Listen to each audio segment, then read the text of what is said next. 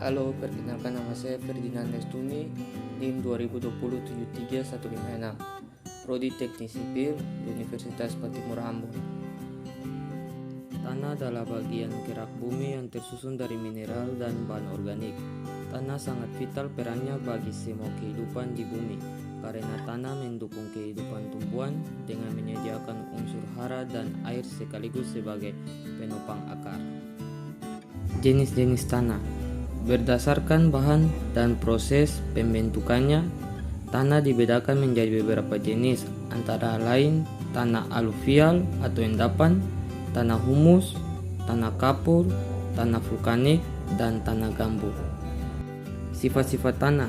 Tanah memiliki sifat seperti 1. Bahan induk tanah, 2. Tekstur tanah, 3. Kepadatan tanah, 4. Porositas tanah, 5. Temperatur tanah, 6. Warna tanah, 7. Konsistensi tanah. Kerusakan tanah adalah hilangnya atau menurunnya fungsi tanah, baik sebagai sumber unsur hara tumbuhan maupun sebagai matriks, tempat akar tumbuhan berjangkar, dan tempat air tersimpan. Pemanfaatan tanah dengan intensitas tinggi berpotensi mengalami kerusakan tanah. Faktor penyebab kerusakan tanah. 1. Erosi tanah. Erosi tanah adalah bentuk berkurangnya lapisan tanah yang penyebabnya adalah bisa angin atau juga air, bahkan hingga ulah manusia sendiri.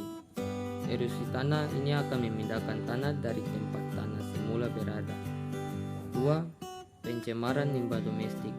Limbah jenis ini merupakan limbah yang berasal dari pemukiman penduduk, pasar, perhotelan, dan juga dari kelembagaan seperti kantor-kantor pemerintah dan lainnya. 3. Pencemaran limbah cair.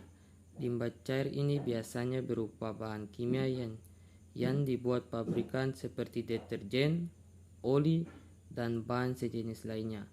Bahaya dari limbah ini adalah dapat membunuh mikroorganisme yang hidup di dalam tanah. Limbah cair ini lebih banyak disebabkan oleh pencemaran limbah pabrik. Yang 4. Pencemaran limbah padat.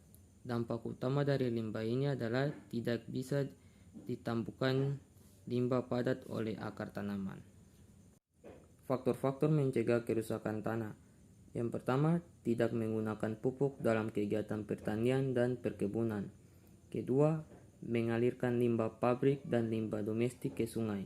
Ketiga, mengurangi penanaman padi pada saat musim penghujan. Yang keempat, memberi pupuk tambahan secara berkala untuk meningkatkan kesuburan tanah. Yang kelima, mengolah lahan pertanian dengan masa jeda yang cukup untuk menjaga kesuburan tanah.